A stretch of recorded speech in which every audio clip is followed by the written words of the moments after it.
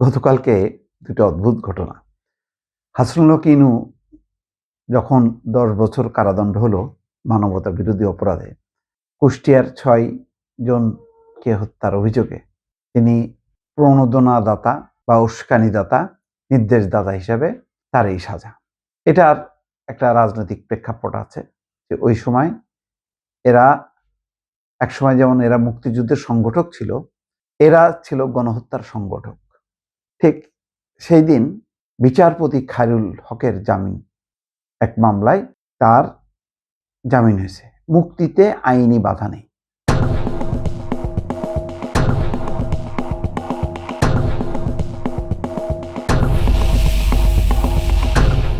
জানি না বাধা না থাকায় আর কোনো মামলা আছে কিনা, তিনি এখন মুক্তি পেতে পারেন।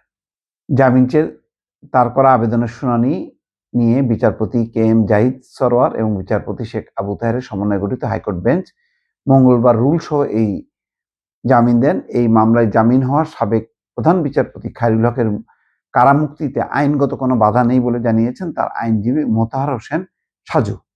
তা আরো কয়েকটা মামলায় তিনি জামিন পেয়েছেন দেখেন।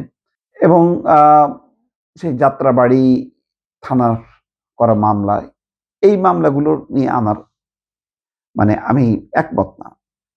যার জন্য হয়তো জামিনও পাচ্ছে, এগুলি দুর্বল। এগুলি সরাসরি জড়িত থাকার কোনো ইয়ে নেই, বা নির্দেশদাতা প্রণোদনাদাতা তা না। খায়রুল হকের সবচেয়ে বড় অভিযোগ, তিনি বাংলাদেশে সুষ্ঠু নিরপেক্ষ নির্বাচন হত্যার খলনায়ক বা মূল নায়ক বলব আমি। বাংলাদেশে তত্ত্বাবধায়ক সরকার ব্যবস্থার ধারা অনুযায়ী একটা নির্বাচন চলছিল ২০০৮ সাল পর্যন্ত।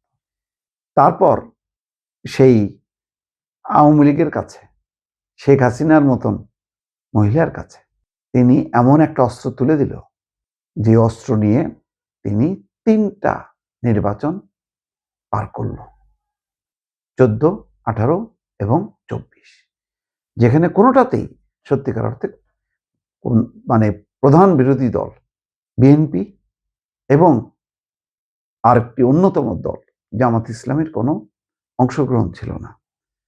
আর জাতীয় পার্টি ছিল তার সমর্থক একটা দল, যারা সরকারেও ছিল, পার্লামেন্টেও ছিল। তা নিজেরা সেই তিনটা টার্ম নির্বাচন করে ফেলল, শুধুমাত্র এই খায়রুল হকের কারণে। কারণ ওই তত্ত্বাবধায়ক সরকার ব্যবস্থা বাতিল করে দিয়েছে। তার রায়ের উপর ভিত্তি করে, যদিও বলছিল যে আরো কয়েকটি নির্বাচন হইতে পারে, আর হইতে পারে, শেখ হাসিনা তো পাইল একটা অস্ত্র, সেই অস্ত্র নিয়ে সে ৩টা নির্বাচন পার করলো। বাংলাদেশের স্বাধীন নির্বাচন, সুষ্ঠু নির্বাচন বা নির্বাচনের একটা যে মোটামুটি একটা মানদণ্ড গড়ে উঠছিল, যে তত্ত্বাবধায়ক সরকার ব্যবস্থায় একবার আওয়ামী লীগ যেতে আর একবার বিএনপি যেতে। কারণ দুটি দলই মানুষের আস্থা বিশ্বাস শেষ পর্যন্ত ধরে রাখতে পারে না। কারণ বাংলাদেশের মানুষের যে চাহিদা, যে আকাঙ্ক্ষা এবং রাজনৈতিক দলগুলোর যে গড়ন, তাতে তারা দুর্নীতি লুটপাটে ব্যস্ত থাকে, মানুষ ক্ষুব্ধ হয়, তারপর আবার পরিবর্তন করে। এইভাবে পালাবদল হইতে হইতে হয়তো গণতন্ত্র একসময় শক্তিশালী রূপ নিত। কিন্তু শেখ হাসিনা এসে সেখানে পেরেক মারল, পেরেক মেরে দিয়ে সে প্রতিশোধের রাজনীতি শুরু করলো। তারপরে জামাতের শীর্ষ নেতাদেরকে যুদ্ধাপরাধের আইনে একের পর এক ফাঁসি দিয়ে একটা হিংসা, এবং বিএনপিকে একেবারে কোণঠাসা করে ফেললো। বিএনপির বহু নেতা কর্মীকে গুম করে ফেললো। তারেক রহমান যে সেই অন-11-এর সময় চলে গেল, সে আর ফিরতে পারলো না। তার মা প্রয়াত প্রধানমন্ত্রী বেগম খালেদা জিয়ার একটা কোথার থেকে মামলা নিয়ে আসলো, অন-11 সরকারের দায়ের করা সেই যে অরফানেজ ট্রাস্ট মামলা দিয়ে তাকে দণ্ড প্রথমে দিল ৫ বছর, ৩ বছর কোথায়, তারপরে আরো ৭ বছর বাড়ায় দণ্ড দিয়ে তাকেও রাজনীতি থেকে মাইনাস করে ফেললো। হাতে থাকলো মরা এরশাদ আর ওই যে জিএম কাদেরের মতো নেতারা, এই দিয়ে তারা চলতে থাকলো। এই যে পরিস্থিতির ফলে পুরো নির্বাচন ব্যবস্থার যে ভণ্ডুল হয়ে গেল, শেষ হয়ে গেল। আর সুষ্ঠু নির্বাচনের মধ্য দিয়ে সরকার পরিবর্তন হবে, সেই আশা চূর্ণ বিচূর্ণ হয়ে গেল। এর মূল কারিগর হচ্ছে এই এবিএম খায়রুল হক।